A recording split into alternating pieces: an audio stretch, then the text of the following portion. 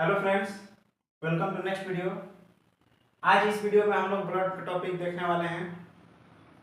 तो गाइस, कैसी चल रही है पढ़ाई? अच्छी चल रही है ना? होप करता हूँ कि वीडियो आप एंजॉय कर रहे होंगे। जो भी वीडियो मैंने अपलोड किया है, पिछले वीडियो में मैंने कुछ एनाटॉमिकल मूवमेंट्स के बारे में बताया था। अगर आपने वीडियो नहीं देखा तो देख लीजिएगा। आज से हम लोग एक नया टॉपिक ब्लड शुरू करने वाले हैं। ब्लड क्या है? ब्लड एक वाइटल सब्सटेंस है जिसके वजह से हमारा जो शरीर है पूरा रेगुलेट कर पाता है, फंक्शन कर पाता है। तो ठीक है, चलिए आते हैं टॉपिक की ओर। हम लोग आगे फर्दर डिस्कस करते हैं। देखिए, हम आज ब्लड के इंट्रोडक्शन को लेके आए हैं। पहले हम लोग इंट्रोडक्शन देख लेते हैं ब्लड का, और फिर उसका क्लासिफिकेशन देखेंगे और धीरे धीरे ब्लड के सारे पार्ट्स को पढ़ेंगे। चलिए आइए, फर्स्ट लाइन क्या लिखा हुआ है कि the study of blood is called haematology. Haematology, blood को आप हेम भी बोल सकते हैं, मतलब कि ब्लड को शॉर्ट फॉर्म में बायोलॉजिकल टर्म में हेम बोला जाता है। ये study of blood is called haematology. मैं आपको यहाँ पर बता देता हूँ।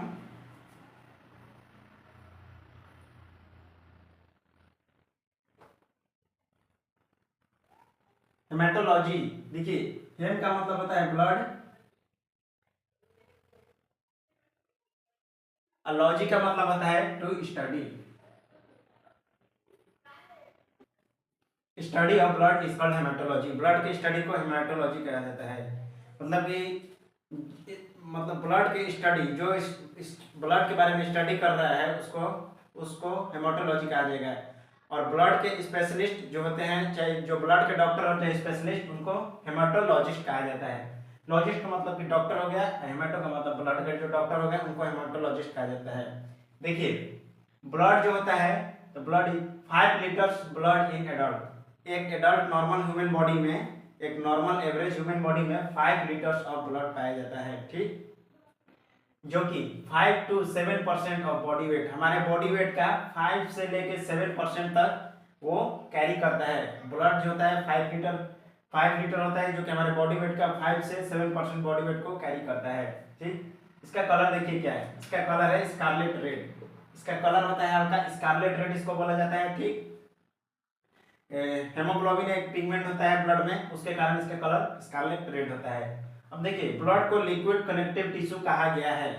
ब्लड एक लिक्विड कनेक्टिव टिश्यू है। देखिए, ब्लड का फंक्शन क्या है? ब्लड का देखिए फंक्शन क्या है? ट्रांसपोर्टेशन है, रिमूविंग वेस्ट है, मेंटेन बॉडी टेम्परेचर। ये क्या करता है कि ट्रांसपोर्टेशन का काम करता है। किन किन चीजों का? ऑक्सीजन और न्यूट्रिएंट्स का ट्रांसपोर्टेशन का काम करता है, एक सेल से लेकर दूसरे सेल में। और बॉडी के ऑल ओवर ऑर्गन में ये ऑक्सीजन और न्यूट्रिएंट्स का ट्रांसपोर्ट का काम करता है। बॉडी बॉडी वेस्ट को रिमूव करता है। बॉडी वेस्ट को रिमूव करता है, जैसे कि एक्स्ट्रा वेस्ट हो गया, यूरिन हो गया, फिर स्वेट वेट, ये सब पे चलिए maintain body temperature, body temperature को भी मेंटेन करता है। अब देखिए, जो ब्लड है वो किसके द्वारा पंप होता है? ब्लड हार्ट के द्वारा पंप किया जाता है, तो filtered by pumped by heart. ठीक, तो blood is pumped by heart normal. अब देखिए, ब्लड का डेंसिटी क्या होता है? डेंसिटी डेंसिटी जो होता है ना ब्लड का, 160 kg पर मिली क्यूब। ठीक, तो मतलब कि डेंसिटी कहने का मतलब, जैसे वाटर का डेंसिटी होता है ना 1000 kg पर मिली क्यूब एम क्यूब, तो वैसे ही इसका डेंसिटी होता है 1060 kg पर मिली क्यूब। ये थोड़ा सा क्या होता है कि जो वाटर होता है ना उससे ज़्यादा ये गाढ़ा रहता है, थोड़ा सा ज़्यादा, क्योंकि इसमें कुछ ब्लड सेल्स भी पाया जाता है, आरबीसी, डब्ल्यूबीसी, ये सब, इसके कारण ये थोड़ा सा विस्कस होता है। अब क्या लिखा है? 5 times viscous than diluted water. एक डाइल्यूटेड वाटर के मुकाबले ये 5 टाइम्स विस्कस होता है, मतलब कि गाढ़ा होता है। अब देखिए, एक यहाँ पर मैंने एक टॉपिक लिखा है, इंपॉर्टेंट है, देख लीजिएगा कि लॉस ऑफ ब्लड। अगर शरीर में हम लोग का क्लॉटिंग के कारण, क्लॉटिंग मीन्स होता है कि अगर कहीं कट जाता है तो लगातार ब्लड ब्लीडिंग के कारण, उसको ब्लीडिंग बोलेंगे। ठीक, ब्लीडिंग के कारण लगातार अगर ब्लड लॉस होते रहेगा शरीर में तो उसको हम लोग हेमोरेज बोलेंगे। ठीक, loss of blood is called haemorrhage, haemorrhage, haemorrhage. ठीक, अब देख लीजिएगा। अब देखिए, ब्लड का पीएच कितना होता है? ब्लड का पीएच होता है 7.4। ब्लड का पीएच होता है 7.4, तो 7.4 इसका पीएच है, तो मतलब कि इसका नेचर कैसा हो गया कि स्लाइटली अल्कलाइन। अल्कलाइन बोले से हल्का बेसिक। ठीक, देखिए पीएच का मतलब क्या होता है कि पावर ऑफ हाइड्रोजन। ठीक, अब देखिए, अगर 7 हो जाएगा, 7 का मतलब होता है कि न्यूट्रल, 7 से नीचे जाएगा तो चीजें एसिडिक होना शुरू हो जाएंगी, 7 से ऊपर जाएगा तो चीजें बेसिक होना शुरू हो जाएंगी। तो चलिए हम लोग ब्लड के क्लासिफिकेशन को देखते हैं। तो देखते हैं हम लोग ब्लड का क्लासिफिकेशन। ब्लड का क्लासिफिकेशन देखिए, जो ब्लड होता है उसमें दो कंटेंट पाए जाते हैं, एक तो हो गया प्लाज्मा और एक ब्लड सेल्स। प्लाज्मा सेल्स होते हैं 55% और ब्लड सेल्स होते हैं 45%।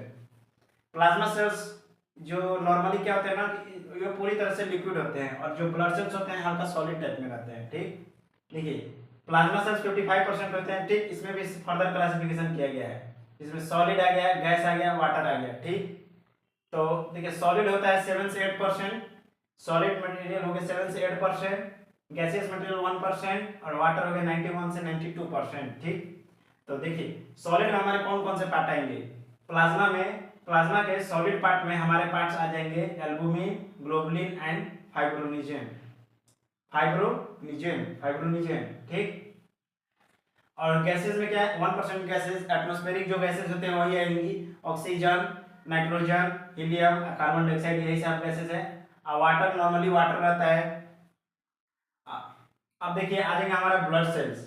Blood cells red blood cell, white blood cell और प्लेटलेट्स, इसमें 3 सेल्स होते हैं जिसको रेड ब्लड सेल्स कहा जाता है, एक को व्हाइट ब्लड सेल्स कहा जाता है, एक को प्लेटलेट्स कहा जाता है। देखिए जिसमें शॉर्ट फॉर्म में लिख दिया आरबीसी, डब्ल्यूबीसी। ठीक, इसके शॉर्ट फॉर्म में देखिए रेड ब्लड सेल का एक एक्स्ट्रा दूसरा नाम भी होता है जिसको इराइथ्रोसाइट्स कहा जाता है। व्हाइट ब्लड सेल का दूसरा नाम है जिसको ल्यूकोसाइट्स कहा जाता है। ठीक, और प्लेटलेट्स का ये दूसरा नाम आ जाएगा जिसको थ्रोम्बोसाइट्स कहा जाएगा। तो ठीक है, बस आज के लिए इतना ही, मिलते हैं नेक्स्ट वीडियो में। हम लोग पूरा धीरे धीरे करके इसका क्लासिफिकेशन को देखेंगे, सबके बारे में, पार्ट के बारे में पढ़ेंगे, फंक्शन के बारे में पढ़ेंगे, एकदम एनाटॉमिकली और एकदम इजी वे में, आपको बिल्कुल आसानी से समझ में आएगा। तब तक के लिए वीडियो को एंजॉय करिए, चैनल को सब्सक्राइब करिए। Okay, thank you.